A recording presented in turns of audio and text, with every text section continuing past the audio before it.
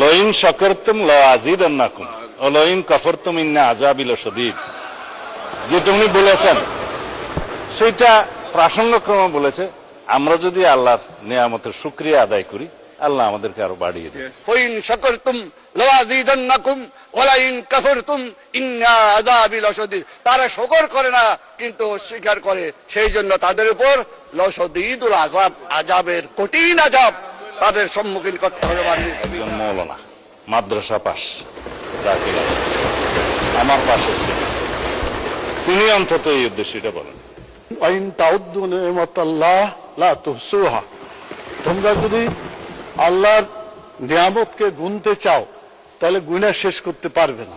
কোরআনে একটা আয়াতের মধ্যে আছে সামিআনা ওয়া আতানা, আমরা শুনলাম এবং এতায়াত করলাম, যা সহি তারাই যেন আমরা আমল করি। ডান পাশের বন্ধুরা কেন সেদিন মিছিল করেছিল জানতে পারি নাই। মাননীয় স্পিকার আমাদের কাছে এসে, আমাদের প্রধানমন্ত্রীর কাছে, আমাদের মাননীয় মন্ত্রীদের কাছে বাজেট চাইবে, বরাদ্দ চাইবে, কিন্তু রাস্তায় যে মিছিল করবে।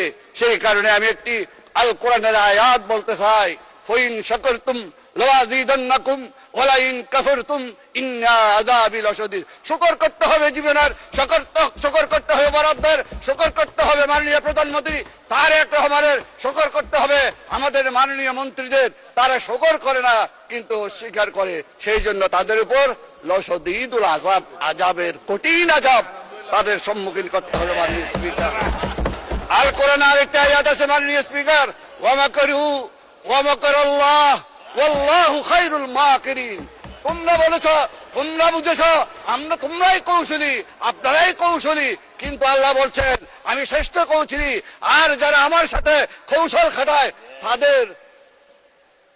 তাদের অবস্থা খুবই শোচনীয়। মাননীয় স্পিকার আমি সেদিকে আর যাচ্ছি না। মাননীয় অনেক কথা ছিল।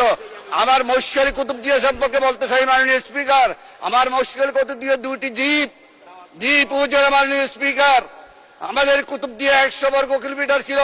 ভাঙতে ভাঙতে ভাঙতে নদী ভাঙনে কর্ণফুলীর সেই করাল স্রোত ভাঙতে ভাঙতে আমাদের কুতুবদিয়ায় 30 বর্গ কিলোমিটার নেমে এসেছে। তাই কুতুবদিয়াকে রক্ষার জন্য মাননীয় আমার অর্থমন্ত্রী আছে, আমাদের